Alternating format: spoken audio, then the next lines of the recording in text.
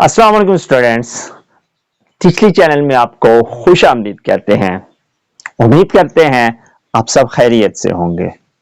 Students, आज हमने structure response questions chapter 2 के करने हैं। तो बच्चों, चैप्टर 2 जो है वो ह्यूमन नर्वस सिस्टम के साथ डील करता है। तो स्टूडेंट्स, स्ट्रक्चर रिस्पांस क्वेश्चन में जो पहला क्वेश्चन है वो है look at the functions controlled by these parts. Students, आपके पास एक डायग्राम आएगी बुक में। वो आपसे कह रहा है कि ये डायग्राम ह्यूमन ब्रेन की है। उसने ह्यूमन ब्रेन के जो पार्ट्स हैं उनके फंक्शन उसने वहां पे बताए हुए हैं। आपने ये सजेस्ट करना है what will happen if stem dies.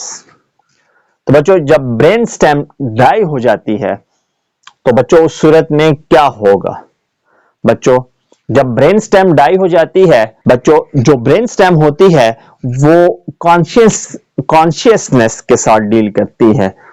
तो अगर ब्रेन स्टेम डाई हो जाए तो ऐसा बंदा कॉन्शियस स्टेट में नहीं होगा, will never be able to be in conscious state. बच्चों, ऐसा बंदा सही तरह से ब्रीथ भी नहीं कर सकता, सांस सही तरह से नहीं ले सकता। इसलिए उसको सांस प्रोवाइड करने के लिए एक मशीन की जरूरत होती है।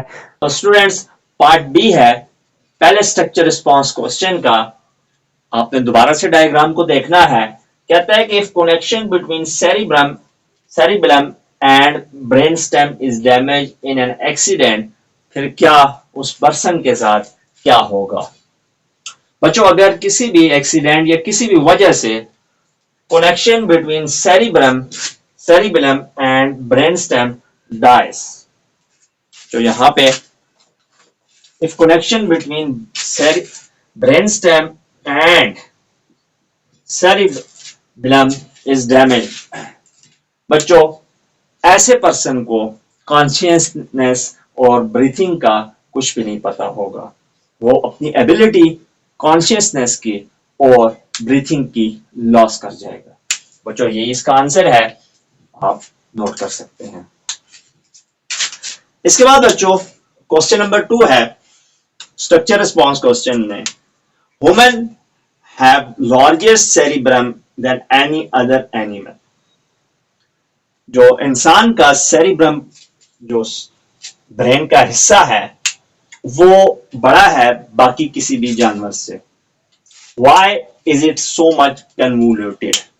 बच्चों, ये ऐसे घुमाया फिराया क्यों हुआ है। बच्चों, इसका ये मतलब है कि इसको इतने ट्विस्ट और टर्न दे के ऊपर नीचे क्यों रखा गया है।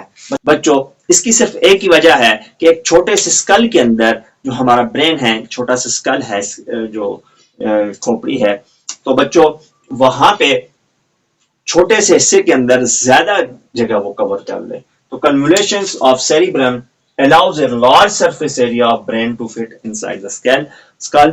तो जो स्कल के अंदर ज्यादा हिस्से को फिट करने के लिए उसको कन्वोल्यूशंस दी गई हैं।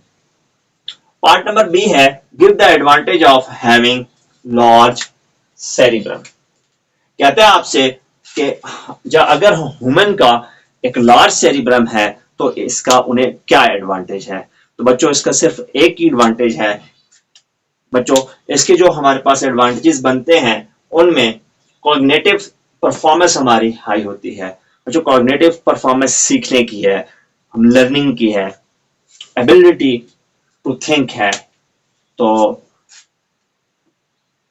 It offers A high survival potential. इसके अलावा ये हमें एक सर्वाइवल पोटेंशियल प्रोवाइड करता है निस्बतन दूसरी स्पीशीज से, दूसरे एनिमल से। तो बच्चों, आप इसको नोट कर लें। इसके बाद पार्ट सी के ऊपर जाते हैं। तो बच्चों, पार्ट नंबर सी है what is the role of cerebrum. Cerebrum के क्या रोल हैं हमारी जिंदगियों के अंदर। तो बच्चों, सेरिब्रम के जो रोल्स हैं वो मूवमेंट को कंट्रोल करता है।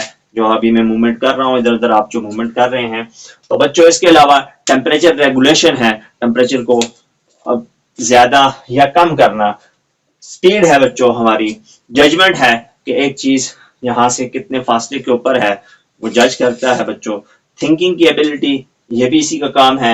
रीजनिंग की एबिलिटी और इमोशन जनरेशन जो हमारे अंदर प्रोड्यूस होते हैं इन डिफरेंट सर्कमस्टांसेस उनको ये कंट्रोल करता है। बच्चों ये इसके रोल्स हैं, आप इनको नोट कर लें।